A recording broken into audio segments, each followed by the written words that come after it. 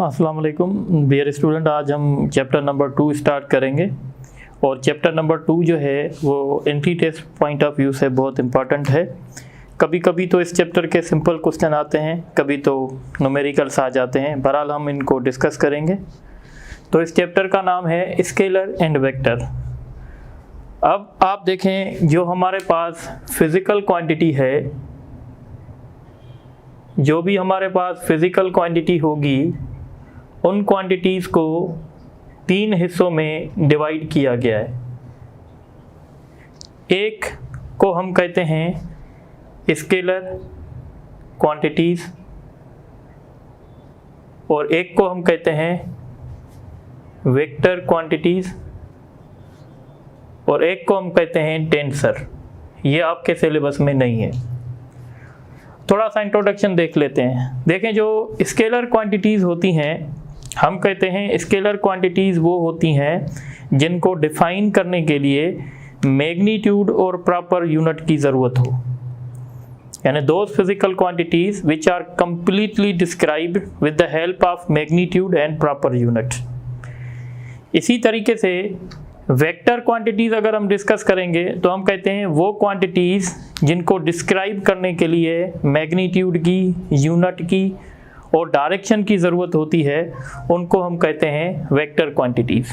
और टेंसर, ये वो क्वांटिटीज़ हैं जिनके वैल्यूज़ चेंज हो जाते हैं अगर हम इनके डायरेक्शंस को चेंज करते हैं। बहरहाल हम इनको वन बाय वन डिस्कस करेंगे। तो स्केलर क्वांटिटीज़ पहले हम डिस्कस कर लेंगे। स्केलर क्वांटिटीज़, तो स्केलर क्वांटिटीज़ के लिए हम कहेंगे those physical quantities which are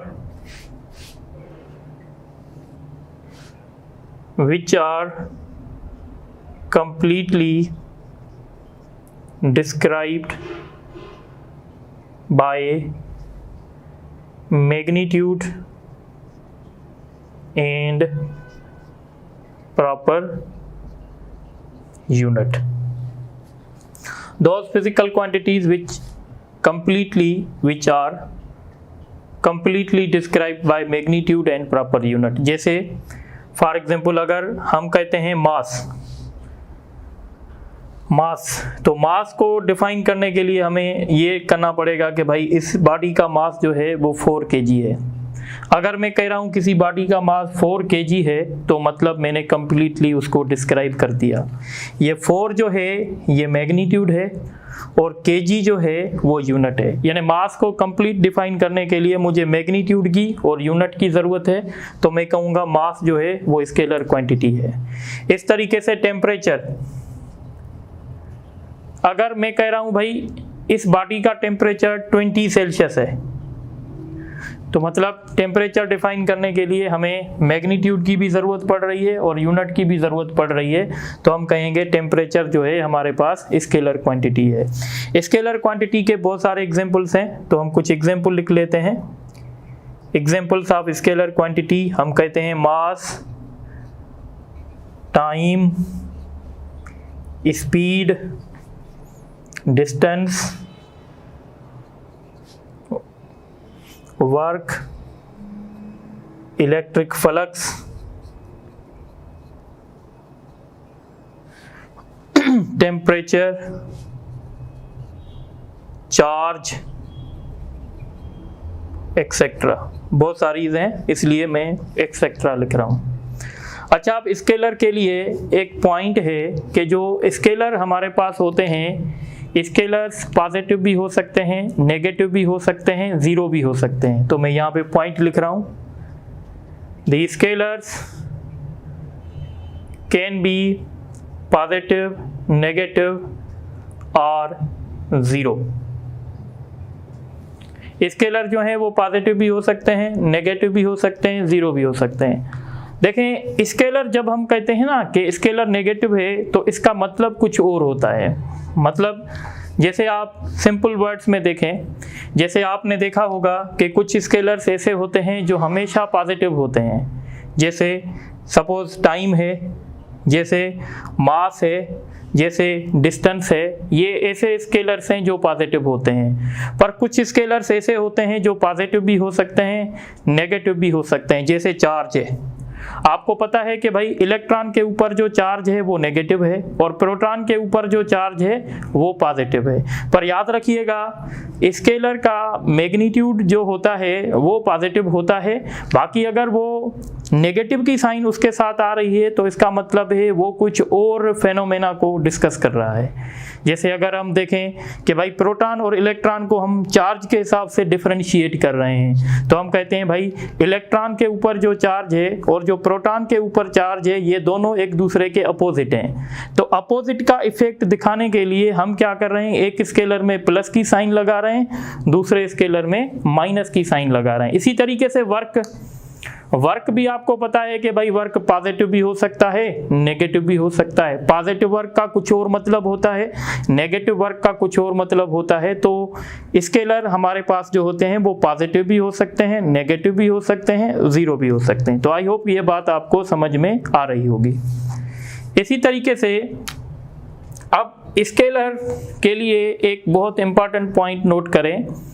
अगर हम स्केलर्स को कंपेयर करवाना चाहते हैं, सपोज एक मेरे पास स्केलर है, तो एक स्केलर S1 है, एक स्केलर S2 है। मैं इन दोनों को कंपेयर करवाना चाहता हूं और मैं ये देखना चाहता हूं क्या ये स्केलर इक्वल हैं कि नहीं हैं। तो दो स्केलर तब इक्वल होंगे जब उनका मैग्नीट्यूड सेम हो, जब उनका यूनिट सेम हो और जब उनका साइन सेम हो। जैसे अगर मैं कहूँ भाई इलेक्ट्रॉन के ऊपर चार्ज प्लस 1.602 इंटू 10⁻⁻19 कूलम है, ठीक है, सॉरी माइनस में है, और प्रोटॉन के ऊपर जो चार्ज है वो प्लस 1.602 इंटू 10⁻⁻19 है, और मैं आपसे पूछ रहा हूं क्या इलेक्ट्रॉन और प्रोटॉन पे चार्ज सेम है, तो हम कहेंगे नहीं, चार्ज डिफरेंट है।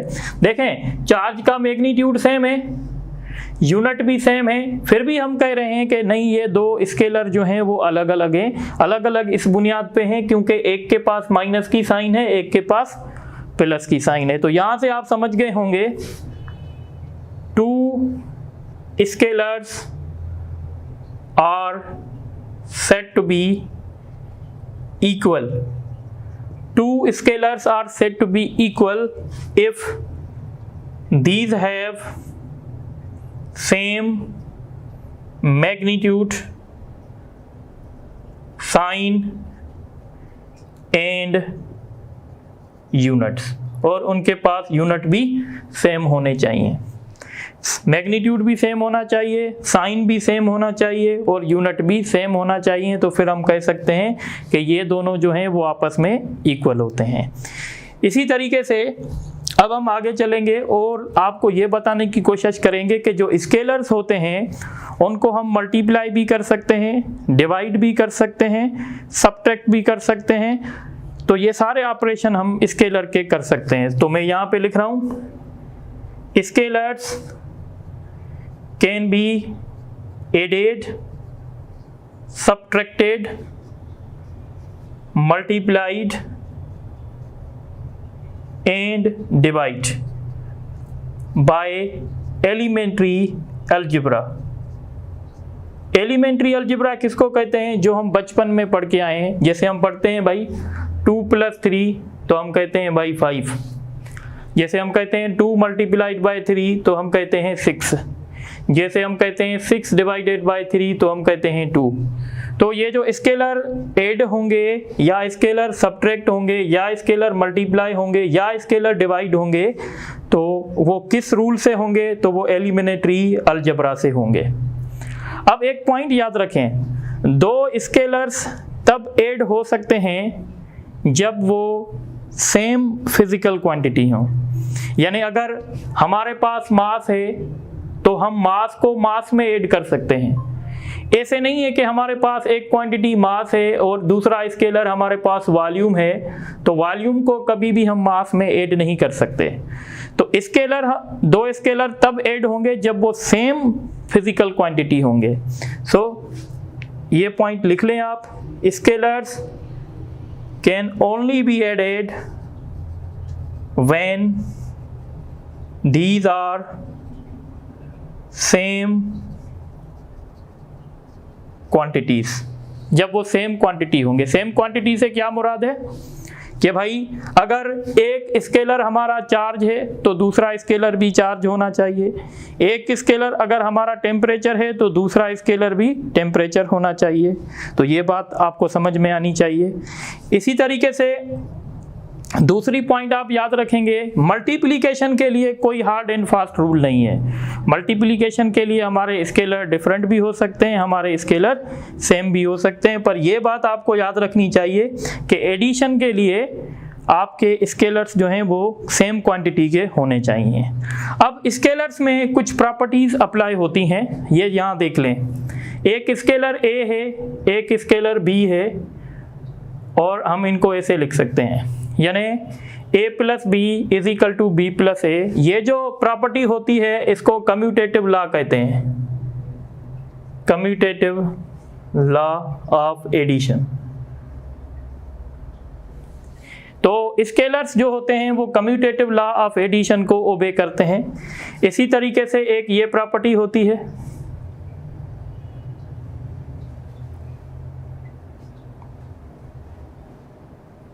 और इस प्रॉपर्टी को कहते हैं एसोसिएटिव प्रॉपर्टी। एसोसिएटिव मतलब a प्लस बी प्लस सी, या हम पहले ऐसे कर रहे हैं a और b को जोड़ के फिर उसमें c जोड़ कर रहे हैं, तो इस प्रॉपर्टी को कहते हैं एसोसिएटिव,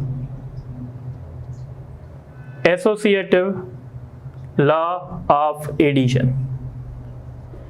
इसी तरीके से एक प्रॉपर्टी ये है, suppose n a plus B, ठीक है, यानी हम पहले a प्लस बी करेंगे फिर उसको n से मल्टीप्लाई करेंगे, तो हम इसको ऐसे भी लिख सकते हैं, n a से भी मल्टीप्लाई करेगा और n b से भी मल्टीप्लाई करेगा, फिर हम इन दोनों को जोड़ देंगे। इसको कहते हैं डिस्ट्रीब्यूटिव लॉ, इसको कहते हैं distributive law of addition, distributive law of addition over multiplication. इसी तरीके से a into B is equal to B into A, इसको कहते हैं commutative law of addition, commutative law of addition, sorry commutative law of multiplication. इस तरीके से एक और भी हमारे पास लॉ हो सकता है, जैसे a multiplied by b multiplied by c, या हम इसको ऐसे भी लिख सकते हैं, a multiplied by b multiplied by c। तो इसको कहेंगे एसोसिएटिव लॉ, पर बीच में ऑपरेशन कौन सा हो रहा है, मल्टीप्लिकेशन का, तो हम इसको ऐसे कह सकते हैं एसोसिएटिव लॉ ऑफ मल्टीप्लिकेशन। तो कभी कभी आपको यानी पेपर में ये पूछ सकते हैं कि बताओ ये कौन कौन से लॉज हैं, तो ये लॉज आपको ज़रूर आने चाहिए। तो ये थोड़ा सा डिस्कशन हमारा था स्केलर्स के लिए, तो स्केलर्स के लिए ये सारी बातें आपको याद रखनी पड़ेंगी। अब हम डिस्कस करेंगे वेक्टर क्वांटिटीज़, तो आप इनको नोट करें ताकि मैं इरेज कर दूँ।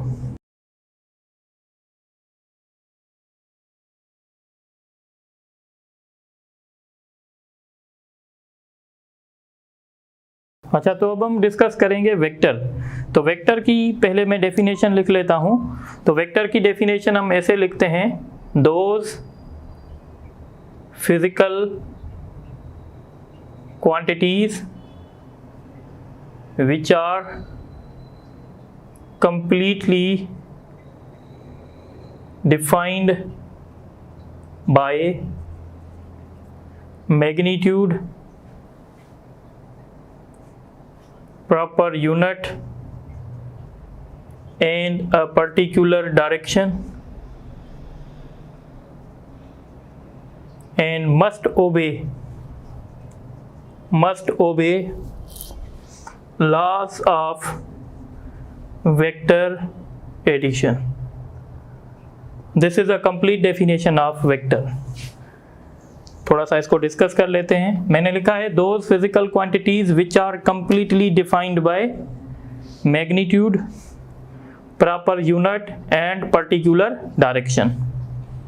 जैसे हम समझते हैं फोर्स है हमारे पास, तो फोर्स को मैं ऐसे लिखूंगा 4 न्यूटन टुवर्ड ईस्ट।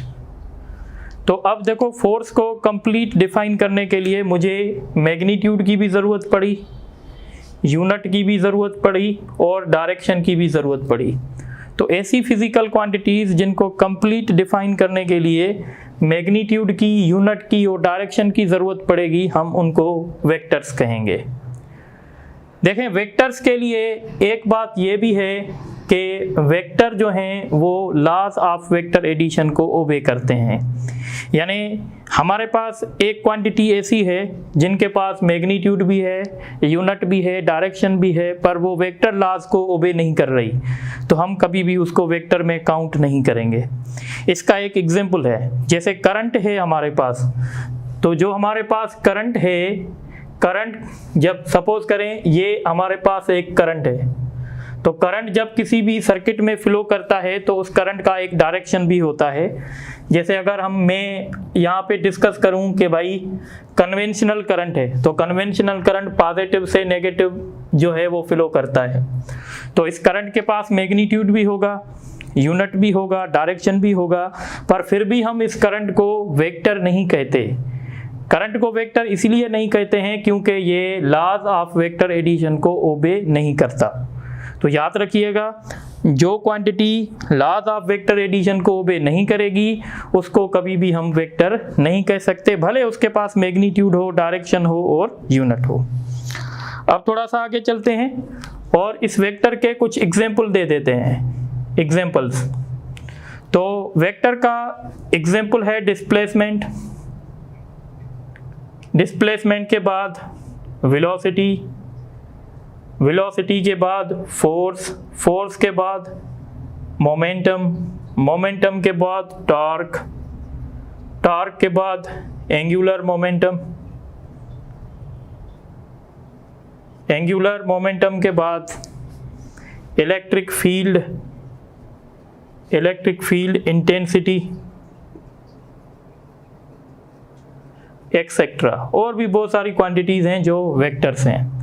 अब जो हमारी वेक्टर्स होते हैं, वेक्टर्स हमारे जो होते हैं उनको, उनके पास जैसे मैंने पहले बताया मैग्नीट्यूड भी होता है और यूनिट भी होता है और डायरेक्शन भी होता है। अब एक बात आप याद रख लें, वेक्टर का मैग्नीट्यूड हमेशा जो होता है वो पॉजिटिव होता है। The magnitude of vector is always positive. पर जब किसी वेक्टर में नेगेटिव की साइन आती है, जैसे समझें ये एक वेक्टर है ए, ये है -5 न्यूटन और दूसरा वेक्टर है ये है +5 न्यूटन, तो माइनस में, माइनस का मतलब क्या होता है? माइनस का मतलब ये होता है कि ये उस वेक्टर का अपोजिट डायरेक्शन है। सपोज अगर मैं कह रहा हूँ वेक्टर ए जो है वो ये टुवर्ड्स ईस्ट है, तो अगर मैं इसे लिखूंगा वेक्टर माइनस है तो इसका मतलब होगा ये वेक्टर टुवर्ड वेस्ट हो जाएगा। तो वेक्टर में जब भी नेगेटिव की साइन आएगी तो इसका मतलब होगा कि उस वेक्टर का डायरेक्शन जो है वो अपोजिट होगा। The minus sign, the negative sign in vector shows the opposite direction. ठीक है, नेगेटिव साइन वेक्टर में हमेशा अपोजिट साइन, अपोजिट डायरेक्शन को शो करती है। अब यहाँ पे कुछ समझें,